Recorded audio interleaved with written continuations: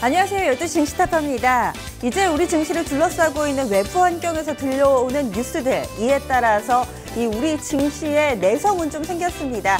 이 미국의 금리 인상과 관련해서 하루는 기대가 됐다가 우려가 됐다가 좀 바뀌고 있는데요. 하지만 이제 예전만큼은 크게 출렁거리지는 않습니다. 이런 가운데 내부 변수가 있죠. 오늘은 선물 옵션 동시 만기일입니다. 아직까지 내만여는 시장의 모습을 감추고 있는데요. 과연 오후장 선물을 줄까요? 혹은 심수를 부릴까요? 이제 남은 시간도 이 시장의 변동성 구간대에 놓여 있습니다. 어떤 움직임 나타낼지 함께 대비해 보시죠. 증시타파 출발합니다.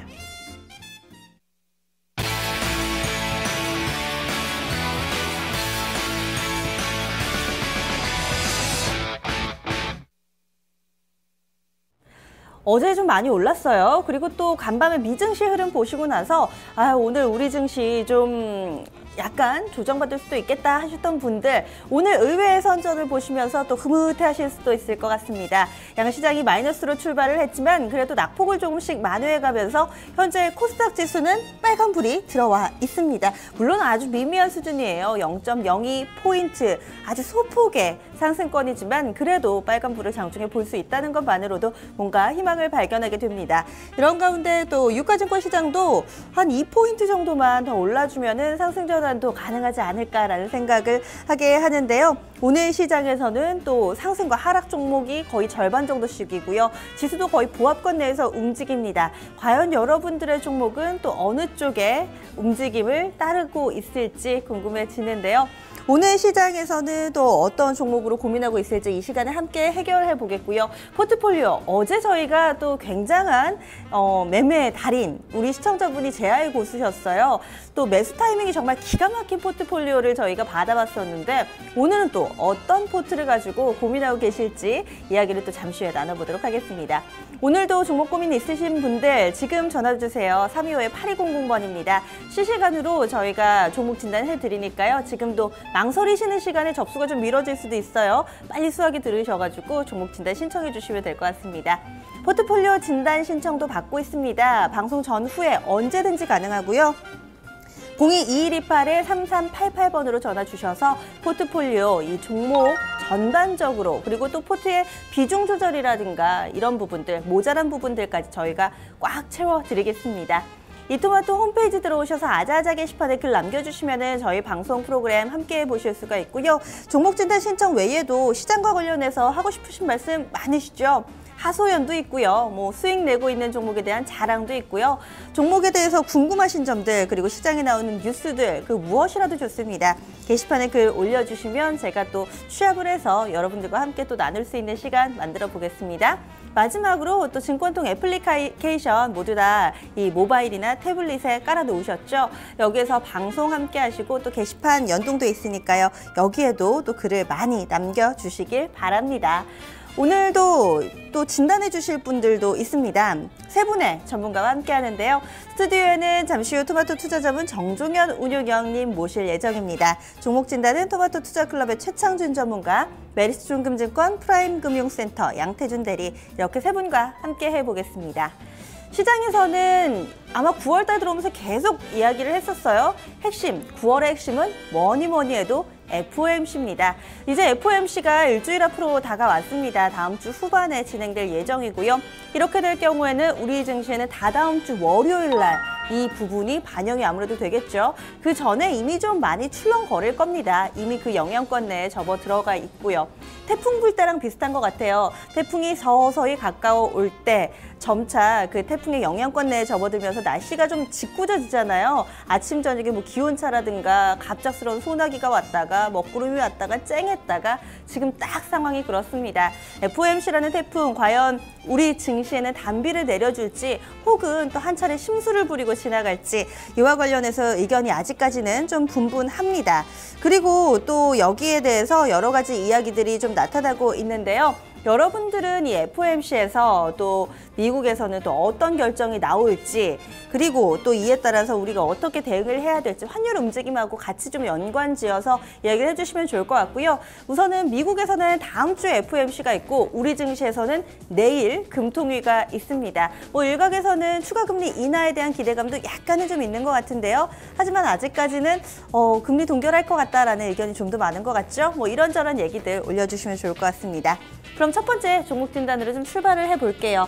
그 사이에 여러분들이 좀 타이핑 그리고 또 게시판에 올리시는 시간도 있으니까요. 저희가 이 시간에 종목 진단 좀 살펴보도록 하겠습니다. 올려주신 종목들도 좀 많고요. 은하수님께서 오늘 의상, 오늘은 좀 뭔가 시장 분위기가 복잡할 때는 또 깔끔한 게 좋아서 제가 깔끔한 의상으로 좀 선택을 해봤습니다. 스케이퍼님 반갑습니다. 오늘도 이렇게 글을 좀 올려주셨고요. 지금 종목 진단 신청 전화로 해주신 분도 계시고 문자도 저기 들어와 있네요. 보면은 5647번님께서 올려주신 종목 잠시 후에 좀 살펴보고요. 먼저 3850님께서 신한지주를 먼저 올려주셔서 저희가 좀 순서대로 봐드릴게요. 신한지주는 52,800원에 비중 20% 실어주셨습니다. 요즘에 은행주가 상당히 좀 많이 소외돼 있어요. 신한지주도 4만 원이 아슬아슬하네요. 어제 많이 올랐네요. 그리고 오늘도 추가적으로 좀 상승을 하고 있는데 과연 어떻게 보는 게 좋을까요? 토마토 투자 클럽 최창준 전문가입니다. 신한지주입니다. 어떻게 해볼까요? 네, 신한지주 같은 경우는 지금 외국인들이 보유 지분이 높거든요. 그 지주회사 중에서 KB 금융지주하고 또 신한금융지주 그리고 또 하나금융지주 이렇게 3인방 정도로 보는데 최근에 경기가 안 좋고 또 기업들 실적이라든지 또 최근에 어쨌든 간에 이렇게 경기가 안 좋을 쪽에는 은행권 그리고 금리 인하가 계속되면서 예대 마진이 떨어지고 이러면서 실적이 그렇게 뭐 빼어나지 않습니다. 그리고 현재 외국인들이 최근에 국내 주식시장에 그 주식을 계속 그 매도를 하고 있는 측면에서 봤을 적에 외국인 한도가 꽉 차 있는 상태에서 기관들 매수도 안 들어오고 또 외국인들이 매도가 계속 지속되고 어제 좀 기관들이 들어오긴 했지만 그거는 단발성이거든요.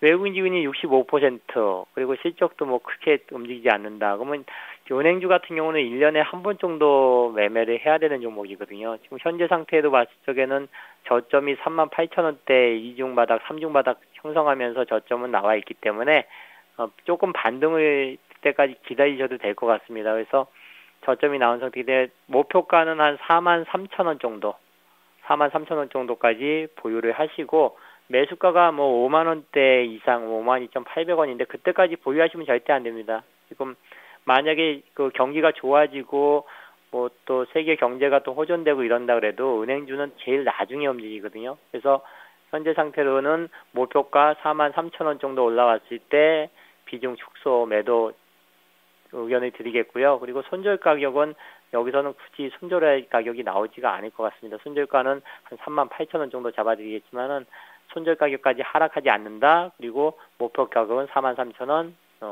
비중 절반 이상 축소하시고 다른 그런 업종의 종목으로 갈아타시는 전략이 좋을 것 같습니다.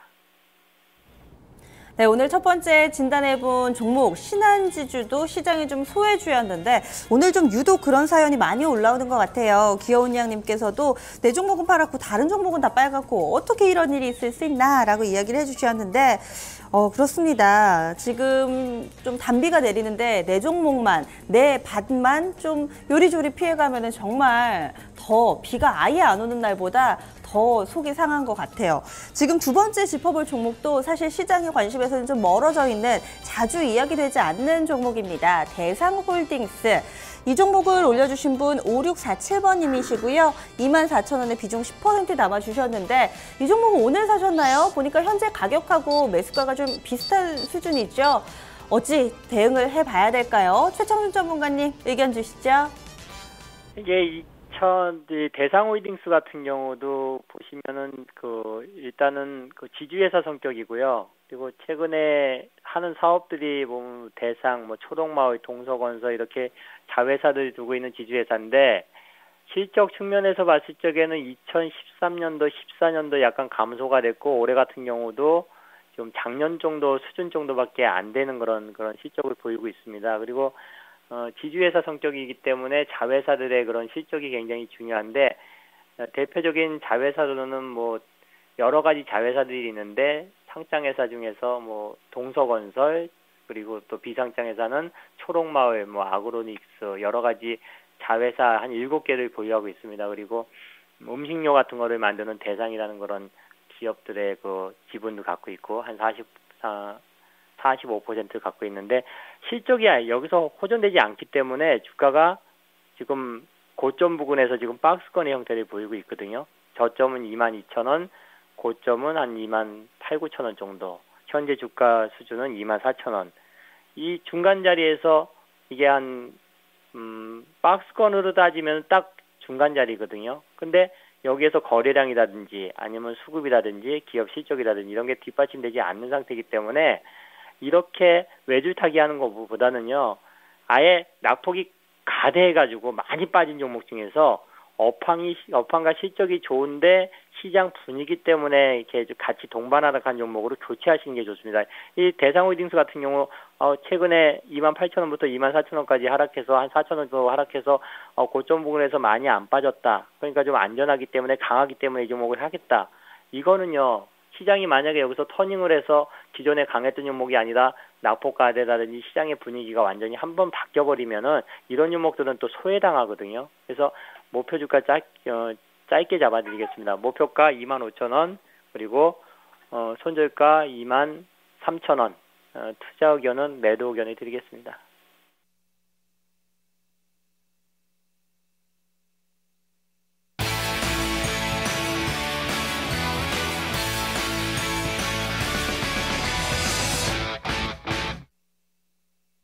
네, 오늘 게시판에 오랜만에 좀 뵙는 분들도 계세요. 아하님 원래 저희 게시판에서 늘 좀 분위기도 잡아주시고 이런저런 얘기 올려주셨는데 최근 들어서는 좀 뜸하셨어요. 오늘은 또 살짝 게시판에 인사 남겨주셨고요. 저희가 앞서서 또 게시판 진단해드렸던 굴룩굴룩님 오늘 매매 잘하고 계세요. 김밥 드시면서 방송 시청하고 계시다고 하셨는데 김밥으로 드시겠어요? 좀 점심은 원래 푸짐하게 먹고 저녁을 좀 빈약하게 먹어야지 건강에 좋다고 하잖아요. 이 점심 식사 잘 챙겨 드시면서 저희 시청자분들도 함께 해주셨으면 좋겠습니다. 그리고 저희가 진단해드린 그 종목 수익으로 마무리 지으셨는지 이런 부분도 궁금하니까요. 진단 받으신 종목들이 있으시면은 수익 내셨으면 내셨다. 그리고 아쉽지만 그 전략대로 못했다. 뭐 이런 후기도 참 좋을 것 같습니다. 지금 백비둘기님도 글을 좀 남겨주고 계신데요. 그 밖에도 지금 여러 가지 이야기들 좀 오가고 있는데 사실 오늘 FOMC와 관련해서 주제를 좀 정해봤어요. 그런데 너무 오래된 이런 주제여서 그런지 사실 FOMC 일주일 남았거든요. 그런데 이미 투자자들한테는 질릴 대로 질린 재료인 것 같습니다. 얘기에 대해서 좀 약간은 뜸한 모습인데요. 이 부분과 관련해서 또 아직은 일주일 남았잖아요. 우리 증시에도 계속해서 영향력을 좀 미치고 있기 때문에 조금 더 체크가 필요할 것 같습니다. 변동성만 커지고 있어요. 굴룩굴룩님이 올려주신 것처럼 시장이 급등을 해도 급락을 해도 뭐 이래도 흥 저래도 흥 약간 좀 지치시는 시청자분들도 많으신 것 같습니다. 이 재료를 좀 마무리하고 한 굽이 넘기면은 뭔가 확신을 가지고 시장에 대응을 할 수 있을까요? 이 부분 그리고 포트폴리오 진단 해볼게요. 오늘 함께해 주실 분 토마토 투자자문의 정종현 운영위원님 모셨습니다. 안녕하세요. 안녕하십니까. 운영위원님도 이제 FOMC 얘기 지루하시죠? 뭐 그냥 당장 빨리 내일 했으면 좋겠죠. 그렇죠. 네. 여기에다가 게다가 금리와 관련해서도 그런 의견이 굉장히 많은 것 같아요.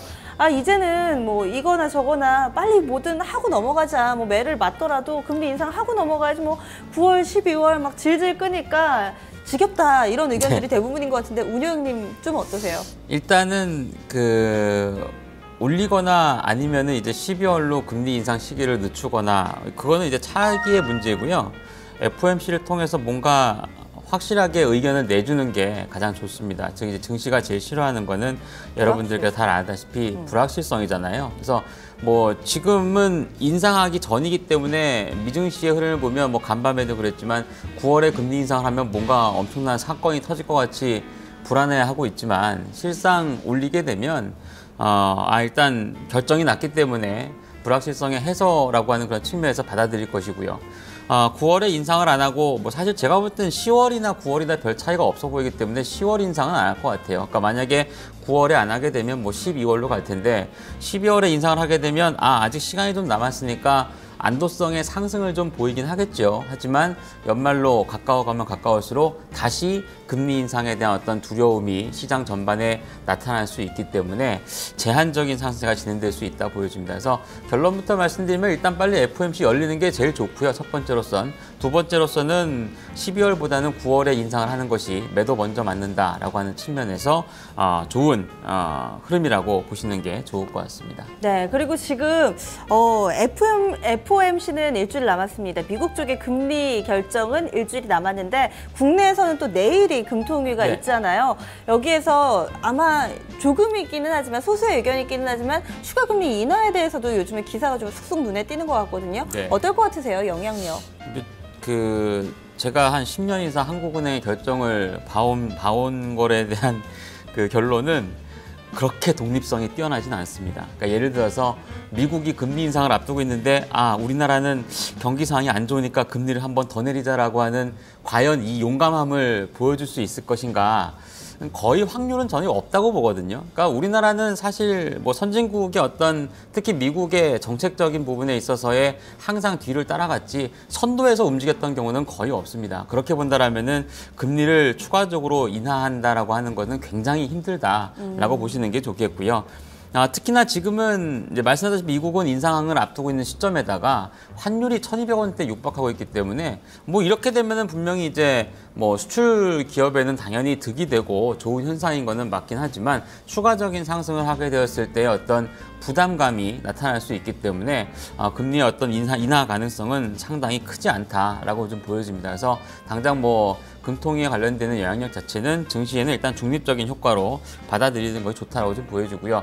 글쎄요, 혹시라도 정말 뭐 인하 카드를 빼든다라면은 뭐 하락 요인은 아니겠죠. 당연히 증시 어떤 상승 요인으로 작용할 거라고 보시는 게 맞겠습니다. 네.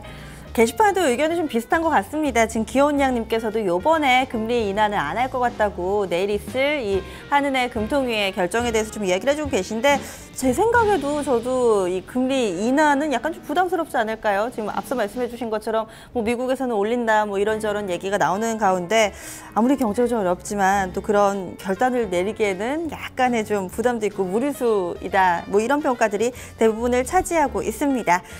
그럼요. 이제 포트폴리오 오늘도 기대가 됩니다. 어떤 밥상을 받게 될까요? 시청자님 만나보겠습니다. 안녕하세요. 네, 시청자님 연결되셨나요? 네, 안녕하세요. 네, 목소리가 굉장히 좀 애띠신 것 같은데 주식 투자하신 지는 얼마나 되셨어요? 한 10년 넘었어요. 아, 그러시군요. 예. 그러면 목소리 미인이라고 말씀드려야 될 것 같은데요. 아니요. 40대예요. 아, 그러시군요. 그러면 굉장히 젊으셨을 때부터 주식 투자하신 것 같아요. 예. 10년 동안 하시면서 좀 이것만은 지켜야 되는 투자 철학이 있다 하신다면 어떤 게 있을까요? 일단 뭐 한 20% 이상 내려가면 15% 이상 내려가면 뭐 손해 보더라도 손절하고. 네. 예, 오랜 기간 그리고 동안에 철저한 손절 원칙을 세워주셨네요. 예, 그럼 지금 포트폴리오 좀 이야기를 나누면서 좀 더 자세하게 저희가 좀 고민을 들어볼게요. 어떻게 구성하고 계세요? 삼성물산 합병 전에 산 건데요. 네. 그 10% 61,000원이고요. 네. LG생활건강 85,000원에 25%요. 네. 한국항공우주 94,000원에 35%. 네. SK하이닉스 39,000원에 20%요. 그리고 현금 10% 가지고 계시고요. 예. 지금 다 손실이에요. 그러시네요. 지금 예. 꽤 오랜 기간 들고 가신 것 같은데 원래 투자하시는 기간이 평균 보유 기간이 한 어느 정도 되세요? 이거는 요즘 다 8월 달, 7월 달에 구매한 거예요. 한국항공우주는 네. 이제 8만 원대 사서 10만 2,500원에 다 전량 매도했었어요. 네. 근데 10만 6,500원까지 가다가 다시 9만 원대로 떨어지길래 다시 산 거였거든요. 예. 그러셨군요. 특히 예. 이 말씀해주신 항공우주는 좀 수익이 약간이나마 좀 수익 구간이 있으셨는데 당초의 목표가가 조금 더 높으셨던 것 같아요. 그러니까는 전량 매도를 했었어요. 아, 수익을 수익을 한번 보고? 내시고 예, 수익 보고 10만 원 넘어서 이제 전량 매도를 하고 다시 다시 재진입. 내려가길래 이제 재매수 한 거예요. 워낙 이제는 뭐 음. 수주 잔고량도 많고 워낙 해서 네. 좋다고 하니까 예. 아, 그러시군요. 알겠습니다. 그리고 지금 그러면은 가장 궁금하신 점이 어떤 거세요? 그러니까 한국항공우주 같은 경우는 뭐 중장기적으로 가져갈 셈으로 좀 많이 사놨거든요. 네. 그러니까 뭐 중장기적으로 봐서 계속 둬도 괜찮은지 그것도 알고 싶고 LG생건도 좀 궁금하고요. 어떻게 해야 되는지. 이것도 다른 화장품주에 대비해서 저평가되어 있더라고요. 그래서 내려가면 더 살까도 생각 중이거든요. 네. 추가 매수도 고려하고 계시고요. 종목은 어떤 기준으로 좀 고르세요? 일단 뭐 매출 좋고 뭐 영업이익 좋고 뭐 이렇게 저평가돼 있는 것들 주로 사거든요. SK 하이닉스는 좀 너무 많이 내려간 것 같아서 좀 샀고요. 네. 여러 가지로 좀 고려를 하고 계시고 마지막 한 가지만 더 여쭤볼게요. 삼성물산 같은 경우는 이 합병 발표 있기 전에 사셨다고 하셨는데 그렇다면은 이후까지 좀 꾸준히 장기로 가져가실 계획을 애초에 하셨던 건가요? 아니면 사고 나서 주가 흐름이 약간 부진해서 못 파셨던 건가요? 아, 이것도 그냥 중장기적으로 가져가려고 조금 사놨어요. 예. 아, 네. 알겠습니다. 저희가 진단을 좀 꼼꼼하게 해드릴게요. 네. 네. 오늘도 좀 잘 알려진 종목들이 상당히 좀 포트에 많이 자리를 잡고 있습니다. 어제도 그렇고 오늘도 그렇고 좀 사이즈들이 커진 모습이 특징이 아닐까 싶은데요. 이야기를 좀 나눠보죠. 운영형님 네. 어떠신가요? 네, 뭐 종목들 보면서 8월 달에 구성됐다라는 생각은 예전역에 좀 했고요. 시기 자체가 그렇게 썩 좋진 않다라고 하는 좀 생각을 했습니다. 그래도 업종 대표주 격에 있는 종목분들을 대체적으로 많이 또 매매를 하셨고 그리고 뭐 고가주를 매매 꼭 해야 된다라고 하는 원칙이 있는 건 아니지만 뭐 대체적으로 가격이 높다라고 하는 것은 그만큼 뭐 국내 기관이나 외국인이나 좀 개입 강도가 나타날 수 있는 그런 종목군을 선별해서 고르신 것 같습니다. 포트폴리오 한 줄 평은 제가 한 글자는 뺐는데요. 차후에 말씀드릴게요. 가격 비싼 호텔 코스 요리에 비유를 해드리겠습니다. 가격 비싼 호텔 코스 요리. 그러면은 이게 두 가지로 해석을 할 수가 있잖아요. 뭔가 좀 고급스러운 코스 요리다. 긍정적인 측면의 해석이 있을 수 있고 반면에 가격은 비싸지만 그다지 좀 먹을 게 없는 요리 이런 평가도 좀 할 수 있을 것 같은데 전자인가요? 후자인가요? 제가 만자 하나 뺐습니다. 가격만 네. 비싼 요리인가요, 그럼? 그렇습니다. 아, 그렇다면은 그다지 좀 좋은 평가를 못 하신다라는 의미시죠? 뭐 최근에 이제 제가 이 코너 말고 다른 코너를 포함해서 이제 방송 출연해서 얘기 드리는 거를 여러분들께 잘 들으셨다면은 저 사람은 지금은 PER이 높은 종목은 피해야 되는구나라고 하는 언급을 많이 해드렸거든요. 그러니까 8월 달에 LG생활건강과 한국항공우주를 산다라는 거는 잘 패착입니다. 제가 볼 땐. 물론 그 영업 현황이라든가 실적 면에서 분명히 좋은 회사이고 성장성이 없는 건 아닌데 올해 하반기는 PER만 높고 성장성만 좋다고 해서 주가가 마냥 올라갈 수 있는 그런 시장은 아닌데 워낙에 이제 또 그 매매를 해 오시면서 잘 가네. 이 종목이 정말 뭔가 성장성이 뛰어나구나. 한번 또 수익을 챙겼기 때문에 내려오면 또 사야지. 또 성공했어요. 그러면 또 내려오면 또 사야지 하다가 결국엔 지금 물린 거거든요. 그러니까 개인 투자자들이 어떻게 보면 의도하지 않은 중장기 투자를 하는 경우가 많이 있는데 주가가 아주 고가권역에 올라가 있을 때 조정 시 매수를 했다가 물리는 경우가 굉장히 많습니다. 그러니까 아마도 지금 이제 한국항공우주라든가 몇몇 종목군들은 그러한 포지션에 지금 잡히지 않았나라고 하는 그런 생각을 합니다. 저는 개인적으로 이전 한 6개월에서 1년 상간에 주가가 50에서 100% 이상 오른 종목은 중장기 투자를 아예 할 생각을 배제를 해버립니다. 이미 주가가 좀 많이 성장성으로서 올라갔는데 그 위치에서 중장기 투자한다라는 거는 오히려 이익을 볼 수 있는 확률보다도 손해를 볼 수 있는 확률도 만만치 않게 증가를 할 수 있기 때문에 앞으로 투자를 하시는 데 있어서의 그런 점은 조금 감안해서 종목을 선별하시는 게 좋을 것 같습니다. 그래서 좀 가격만 비싸다고 이야기를 앞서 해주신 것 같아요. 좀 매수가에 대해서 아쉬움이 남는 부분인데요. 먼저 첫 번째로 LG생활건강 보겠습니다. 시청자분께서 아무래도 좀 주식 투자하시는 이 기간도 꽤 오래되셨어요. 10년의 내공을 좀 가지고 계시기 때문에 아무래도 이 밸류에이션이라든지 실적 이런 부분도 다 체크를 하긴 했는데 어떤 부분이 과연 모자랐던 걸까요? 먼저 좀 밥상에 놔볼까요? LG생활건강. 네, 뭐 화장품 업종 중에서는 아모레그룹과 함께 뭐 대표적인 고가 대형주의 포진이 될 수 있는 그런 기업이기 때문에 뭐 네. 사실 뭐 나쁘게 평가를 받을 만한 그런 기업은 아닙니다. 뭐 주가 자체도 앞으로 상장의 어떤 가능성도 충분히 있다고 보여져서 오늘 탕수육에 한번 비유를 해보겠습니다. 네, 약간 긍정, 부정 네. 동시에 좀 얘기가 나오고 있는 것 같은데요. 저는 사실 화장품주는 올해 하반기는 제가 그런 말씀 한번 과거에 드린 적이 있어요. 충돌하는 구간이다. 즉 지금 가격에서도 사가지고 중장기로 갈 수 있다라고 하는 쪽하고 이미 1, 2년 동안에 과거 전저점부터 해서 엄청나게 올라와 있잖아요. 아모레그룹이나 이런 것들 보면은 주가가 한 4배, 5배 올라와 있거든요. 그러니까 그런 사람, 그쪽에 투자하신 분들은 이미, 이 정도면은 많이 올라왔다라고 하는 생각에 팔고 싶은 욕구가 충돌을 하는 구간입니다.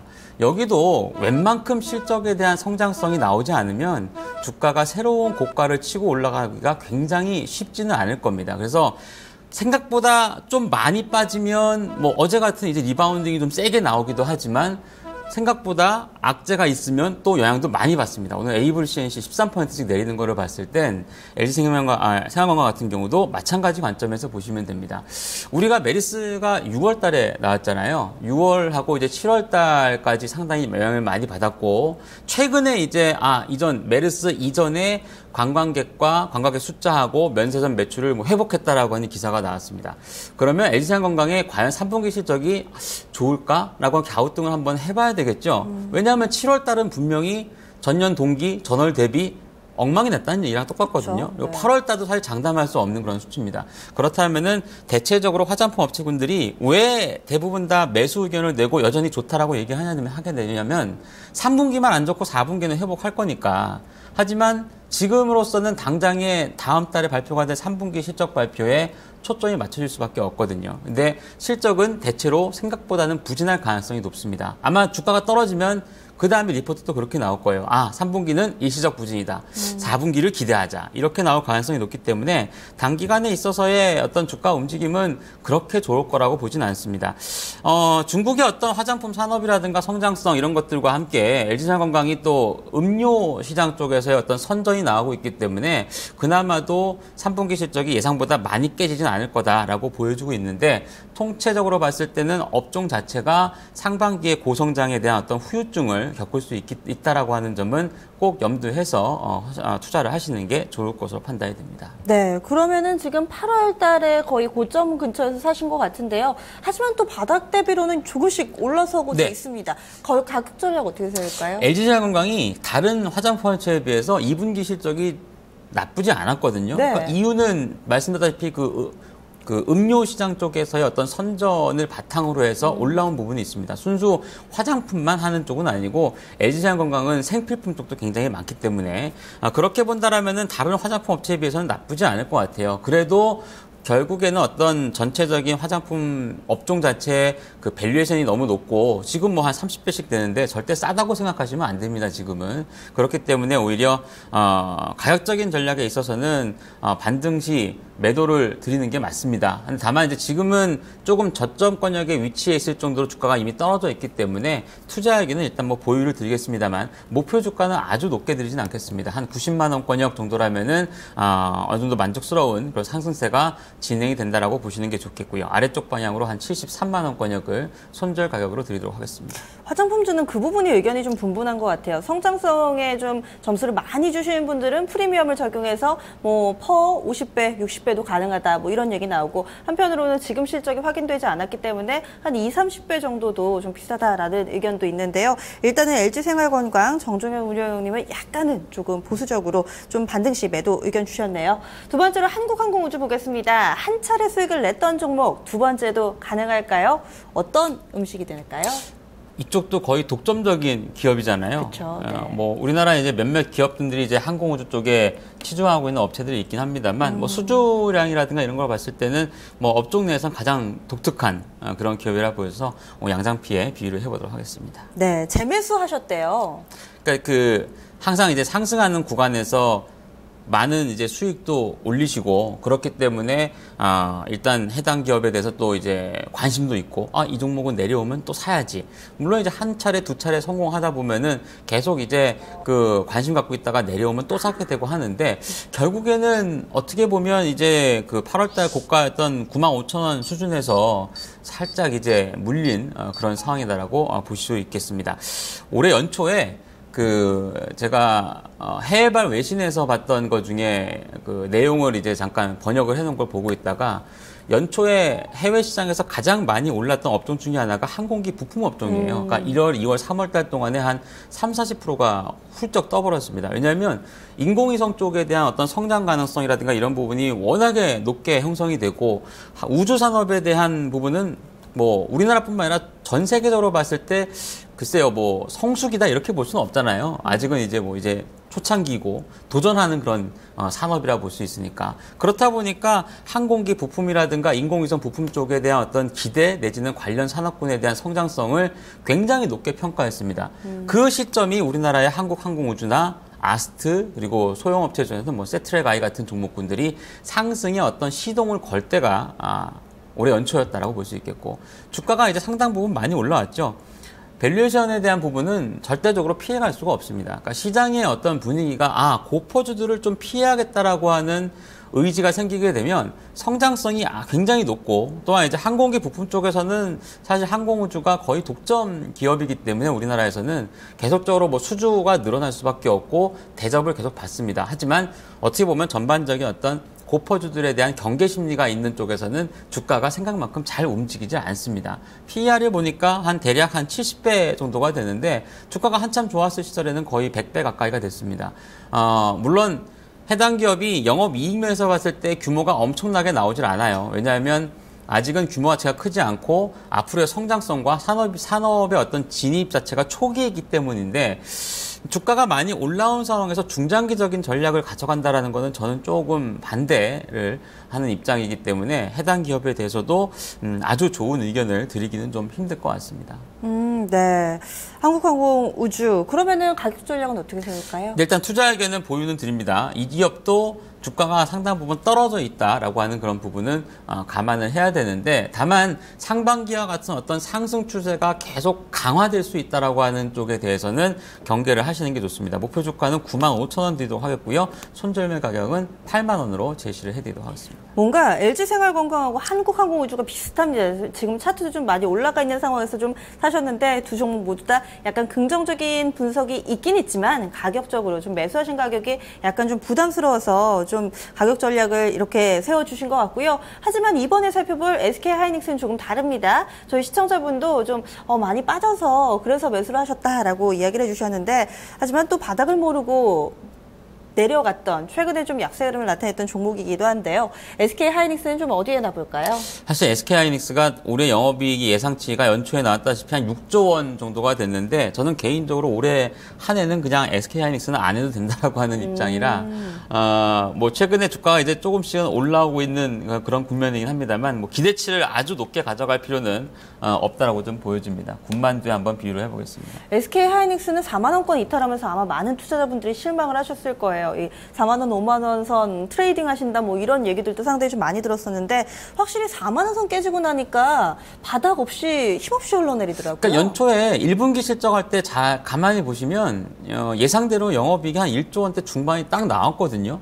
근데 5만 원대를 지키지 못하고 외국이나 기관이나 엄청 매물을 내놓고 팔아치웠다라면은 뭔가 그러면 다른 거를 보고 있다라고 생각을 하셔야 돼요. 그러니까 좋은 실적이 나왔으면은 거기에 부합할 수 있을 만한 수급이 들어와야 되고 주가도 같이 올라야 되는데, 네. 이 기업은 되려 매물이 어마어마하게 나왔다. 그렇다라면은 당초 예상했던 것보다 실적이 안 나올 수도 있겠구나라고 하는 어떤 의심을 한번 연초에 이미 하셨어야 됩니다. 근데 그렇기 때문에 주가가 상당히 안 좋았던 거고, 최근에 결국에는 주가 다 떨어지고 나니까 이제 3분기 예상 실적을 살짝 다운시키면서 목표 주가도 같이 이제 내리기 시작하죠. 그러니까 굉장히 뒤늦은 주가는 선행해서 다 내려왔는데 보고서는 이제 뒷북 치고 있는 양상이고 뒷북을 치니까 주가가 더 이상 이제 떨어지지 않습니다. 이미 이제 뭔가 하반기에 안 좋아지는 것까지 반영을 했다라고 하는 부분을 주가가 보여주고 있다라고 판단하는데 결국에 예상대로 디램 가격이 썩 좋지가 않죠. 물론 SK하이닉스는 디램뿐만 아니라 뭐 낸드 플래시 쪽의 비중도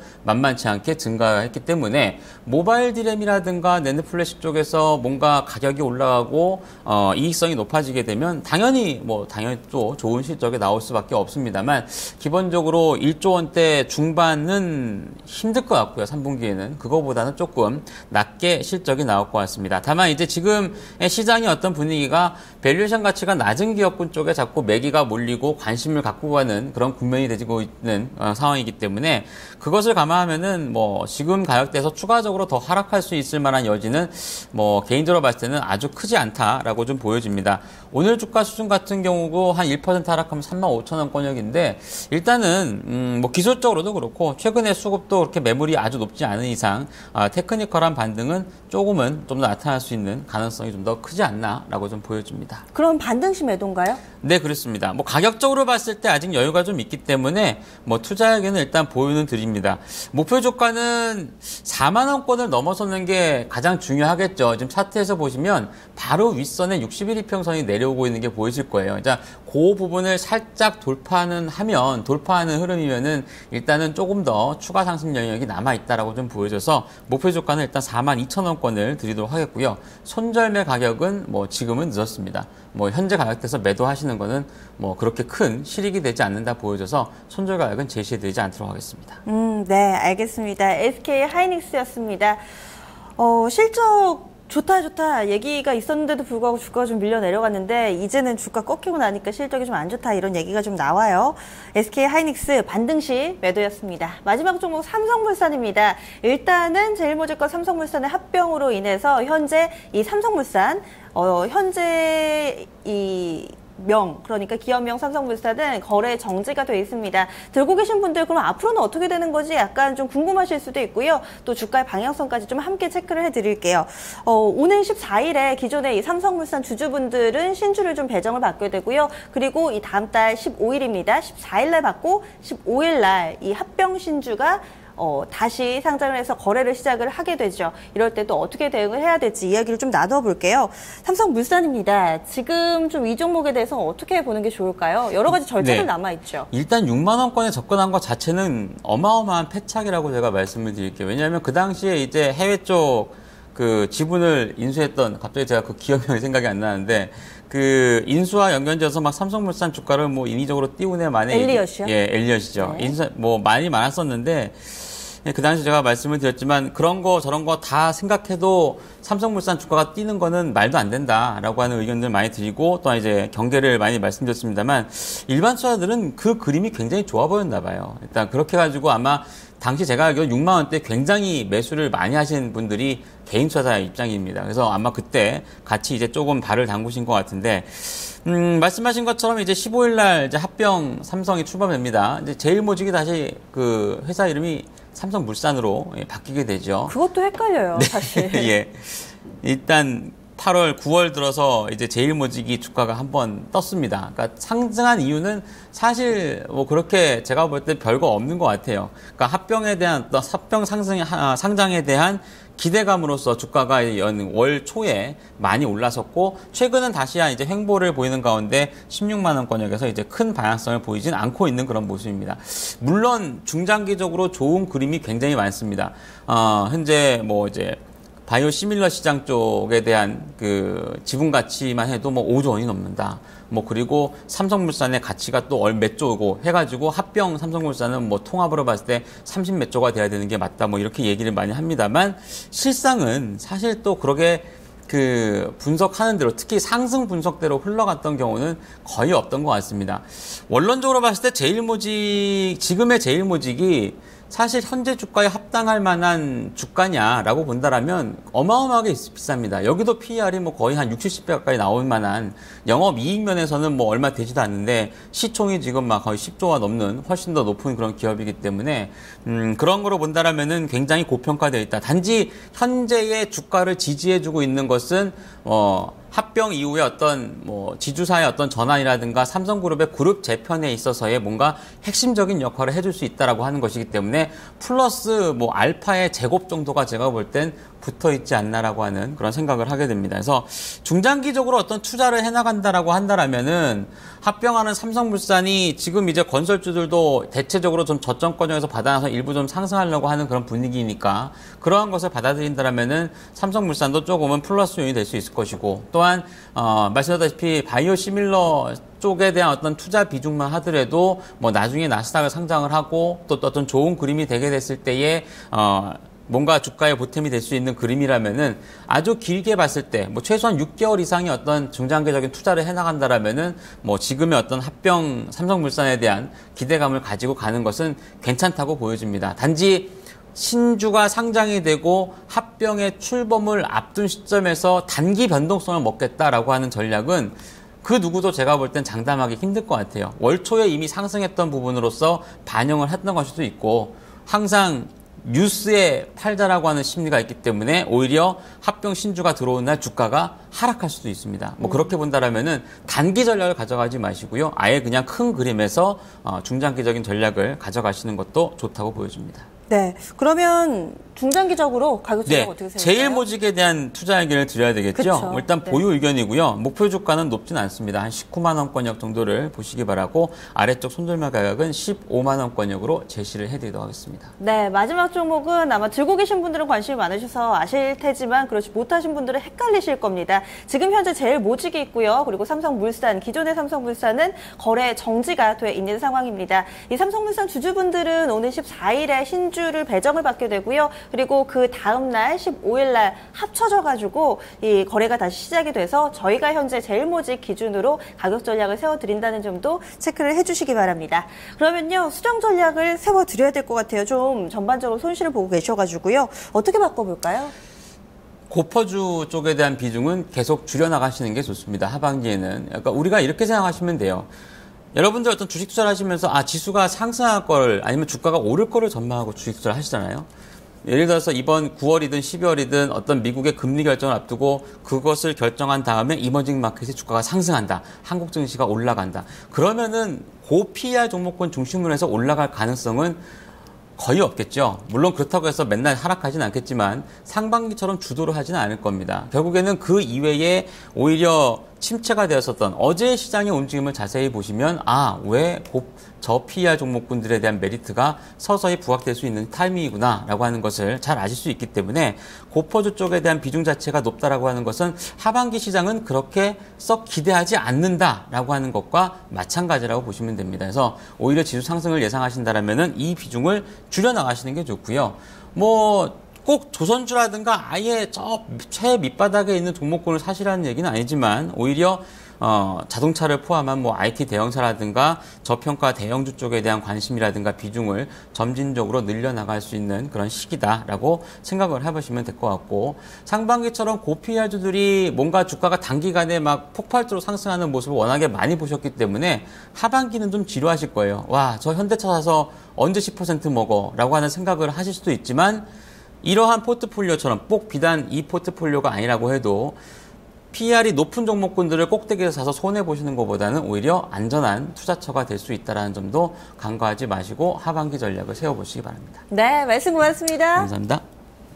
네, 시장의 흐름이 약간은 좀 변화가 포착되고 있습니다. 상반기와는 조금 다른 하반기가 필요할 것 같네요. 그럼 지금부터 가격 전략 다시 정리를 해드립니다. 첫 번째 종목인데요. 오늘 LG생활건강 담고 계시는데 역시나 이 종목도 손실 구간입니다. 보유 의견이고요. 반등 목표치는 90만 원입니다. 매수가 약간 위쪽에서 좀 이야기가 나왔고요. 그리고 손절 라인은 73만 원. 이어서 한국항공우주 보유 의견의 9만 5천 원 목표 주가고요. 손절 라인 8만 원입니다. SK하이닉스도 보유입니다. 42,000원 정도에서 정리하자. 손절 라인은 제시하지 않았고요. 마지막으로 삼성물산도 보유 의견 19만 원이 목표 주가입니다. 이 종목은 현재 제일모직 기준으로 가격 전략 나가는 거고요. 그리고 합병하고 나서 삼형도 현재 제일모직가 삼성물산으로 바뀌니까 이 부분도 확인해 주시고요. 손절 라인은 15만 원입니다. 네, 바로 이어서 종목 진단으로 넘어가 보도록 할게요. 아무래도 좀 포트폴리오 진단 하고 싶으신데 부끄럽다 하시는 분들도 좀 많으신 것 같은데요. 저희가 익명으로 처리해 드리겠습니다. 망설이지 마시고 연락 주세요. 그럼 종목 진단 이어가 볼게요. 5858님 웹젠 신청해 주셨는데 상반기에 또 상당한 활약을 했던 지난해 말부터죠. 그런 종목인데 요즘에 게임주들이 좀 잠잠합니다. 웹젠 38,000원에 사셨고요. 비중이 40% 이야기를 해주셨는데요. 이 종목 현재 주가는 한 3만 원 정도입니다. 오늘도 약간은 좀 쉬어가는 흐름 보여주고 있는데요. 손실을 좀 보고 계시네요. 25% 정도 좀 손실 구간에 놓여 있는데요. 어떻게 해볼까요? 오늘 메리츠 종근증권 프라임금융센터로 가보겠습니다. 양태준 대리님, 웹젠 어떻게 보세요? 우선 웹젠을 포함한 전체적인 게임 업종들이 지금 현재 뭐 정부 게임 규제 완화에 대한 부분들 때문에 아무래도 이제 하반기 그리고 내년 상반기까지 좋은 흐름을 연출하지 않을까 이렇게 보고 있습니다.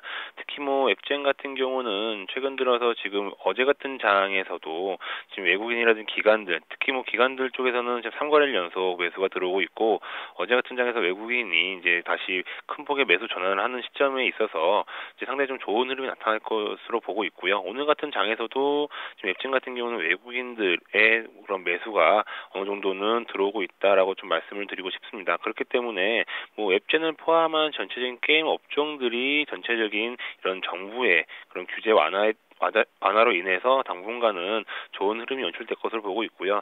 웹젠 같은 경우는 지금 우선은 지지선을 어느 정도 설정한 후에 지금 다시 재반등이 나오고 있는 상황이다라고 말씀을 드리고 싶습니다.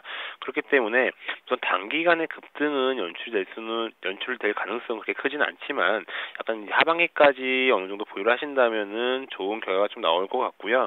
목표가 같은 경우는 우선은 35,000원 부근 정도가 약간 저항선이 될 수는 있겠지만은 이 정도 부분은 충분히 어느 정도 뚫고 올라갈 수 있다라고 말씀을 드리고 싶고요. 그렇기 때문에 최소한 42,000원 정도까지는 무난하게 좀 올라가지 않을까 이렇게 보고 있습니다. 그럼 바로 이어서 두 번째 종목 골라봤습니다. 이지바이오입니다. 오늘은 그동안에 얘기가 안 됐던 종목들이 굉장히 많아져요. 그동안에 한 몇 달 전만 해도 제약바이오 화장품이 거의 진단 종목의 절반 이상이었는데 최근엔 좀 골고루 들어오고 있습니다. 이지바이오 8,620원에 비중 40% 담아주셨는데요. 6362번님의 종목입니다. 이지바이오도 그동안은 상당히 좀 힘드셨을 것 같아요. 좀 일찍 전화를 주시지 그러셨어요. 지금 손실을 보고 있는 종목인데요. 어떻게 해볼까요? 양 대리님 의견 주시죠. 예, 이지바이오 같은 경우는 전체적인 수급으로 좀 접근하시는 게 좋으실 것 같습니다. 우선 전체적인 사료 부분에 대한 시장의 그런 실적에 대한 부분들이 그렇게 뭐 썩 좋지는 않다라고 말씀을 드리고 싶고요. 물론 이번에 실적에 대한 부분들은 꾸준하게 좀 개선세에 나타나고 있지만 그러한 주가를 이끌 수 있을 만큼에 대한 실적은 크게 뭐 나오지 않을 수도 있다 이렇게 말씀을 드리고 싶습니다. 우선 전고점이 9,000원의 고점을 이제 찍고 지금 꾸준하게 하락을 하고 있는데 추세적으로 봤을 때는 상승 반전보다는 하락적으로 좀 더 가능성이 열려 있다라고 말씀을 드리고 싶고요. 지금 다행히 한 6,300원 선을 지지를 하면서 이제 지지선을 형성을 하고 있고요. 그렇기 때문에 추가적인 하락은 그렇게 크게 가능성이 있지 않지만 그래도 그렇다고 해서 뭐 상승 반전까지 올라가기에는 시간이 다소 좀 걸릴 수도 있다라고 말씀을 드리고 싶고요. 지금 8,620원의 비중 40%를 지금 보유하고 계시는데 실질적으로 8,600원 선까지 그 주가가 올라가기에는 시간이 다소 좀 오래 걸릴 수도 있다. 최근 들어 기관이 4거래일 연속 매도를 하고 있고 어제 같은 경우 외국인도 동시에 매도를 하는 모습이 나타나고 있고요. 그렇기 때문에 우선은 당분간은 그렇게 뭐 추가적인 큰 하락은 나오진 않겠지만은 어느 정도는 그래도 시간이 다소 걸릴 수가 있기 때문에 그 지금 현 상황에서 만약에 어느 정도 손절 라인을 정하시고 우선 비중을 좀 축소하시는 전략으로 좀 접근을 하시는 게 좀 좋을 것 같습니다. 네. 지금 게시판에 시장에 대해서 앞서서 좀 정종의 운용력 같은 경우는 좀 접어줄 이야기를 해주셨죠.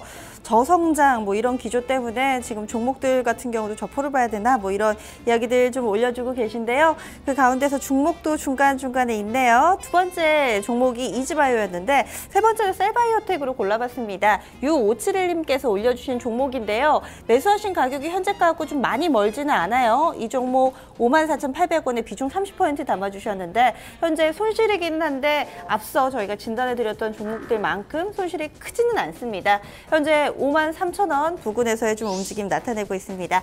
어떻게 해볼까요? 양태준 대리님. 우선 셀바이오텍 같은 경우 전체적인 지금 바이오 업종에 대한 부분 시장이 그렇게 해서 시장에서 보는 관점은 좀 부정적이다라고 말씀을 드리고 싶습니다. 하지만 셀바이오텍 같은 경우는 실적에 대한 부분들이 가시화가 되고 있기 때문에 어느 정도 시장에 어느 정도 좀 매수세가 들어오고 바이오제에 대한 관심이 온다면은 충분하게 강한 매수세가 들어올 수 있다고 좀 보고 있고요. 최근 들어 수급을 좀 체크를 해본다면은 연기금 쪽의 수급이 상당히 좀 긍정적이다라고 말씀을 드리고 싶습니다. 거의 뭐 셀바이오텍 같은 경우는 지금 낙폭 좀 전고점이 한 66,000원 정도를 이제 갔다가 다시 이제 53,000원 정도에 지금 거래가 되고 있는데 기관들에 대한 수급이 꾸준하게 우상향을 하고 있다라고 말씀을 드리고 싶고요. 물론 중간중간에 뭐 매수 매도에 대한 부분들은 나올 수 있지만 전체적인 그림을 봤을 때는 기관들이 지금 꾸준히 지금 사고 있다. 그렇기 때문에 충분히 강한 반등이 나올 수가 있고 그리고 어느 정도 성장 기대감도 시장에서는 보여주고 있기 때문에 향후 주가 상승은 충분히 좀 나올 수 있다라고 말씀을 드리고 싶고요. 그렇기 때문에 지금 현재 54,800원의 비중 30%를 이제 보유하고 계신데 개인적으로 봤을 때는 충분하게 한 65,000원 선까지 그러니까 63,000원에서 64,000원, 5,000원까지는 충분히 무난하게 좀 올라갈 수 있을 거라고 좀 보고 있기 때문에 홀딩을 하시면서 시장에 어느 정도 그런 추세를 보시면서 대응을 하신다면은 좀 좋지 않을까 이렇게 보고 있습니다. 마지막으로 제약주 가운데 하나 골라봤습니다. 성공투자님, 저희 종목 매매하실 때마다 좀 여러 번 게시판에 글을 올려주시는데요. 오늘은 삼진제약을 신청해 주셨네요. 39,900원의 비중 15%입니다. 삼진제약도 최근에 뭐 제약 바이오 관련주들 들고 계신 분들 그다지 좀 기분이 좋지는 못하실 거예요. 삼진제약도 매수가 대비로는 좀 밀려나 있는 수준입니다. 24,000원 근처에서의 움직임 보여주고 있는데요. 과연 좀 손실을 만회할 수 있을까요? 마지막 종목입니다. 저희 좀 간략하게 들어볼게요. 예, 우선 삼진제약 같은 경우도 전체적인 뭐 바이오 제약에 대한 부분들이 시각이 안 좋음에도 불구하고 어느 정도 실적이 꾸준하게 잘 나오고 있다라고 말씀을 드리고 싶고 그리고 9월 7일자에 봤을 때도 7일자 뉴스로 봤을 때도 새로운 또 제품들이 나오고 있습니다. 그렇기 때문에 앞으로의 그런 실적 개선세도 충분히 나올 수 있고요. 수급으로 봤을 때도 외국인이라든지 기관들 쪽의 흐름도 나쁘지가 않기 때문에 현재 낙폭에 대한 부분들은 충분하게 좀 되돌릴 수 있다라고 말씀을 드리고 싶습니다. 그렇기 때문에 어느 정도 선까지 그러니까 최소 매수한 가격선까지 충분히 올라갈 것으로 보고 있고요. 개인적으로는 32,000원 정도면은 무난하지 않을까 이렇게 보고 있습니다. 네, 오늘 종목 진단 감사드립니다. 예, 감사합니다. 네, 오늘 함께해 주신 분들 이 투자 전략 꼭 참고하시기 바랍니다. 오늘 내마녀의 날인데 왜 이렇게 잠잠하나요? 게시판에 의견도 좀 올라왔는데요. 아직까지는 좀 수급 상황이 좀 조용합니다. 그런데 오후장 접어들면서 선물 쪽에서 외국인 매도가 조금씩 좀 줄어들고 있습니다. 물론 외국인 오늘장 현선물 공반 매도기는 하지만 오후장에서 포지션을 좀 어떻게 잡을지 그리고 막판에 불꽃쇼 볼 수 있을까요? 남은 2시간도요. 좀 긴장의 끈을 놓지 마시고 끝까지 현명하게 대응해 보시기 바랍니다. 내일 이 시간 다시 찾아뵙겠습니다. 함께해 주신 여러분 고맙습니다.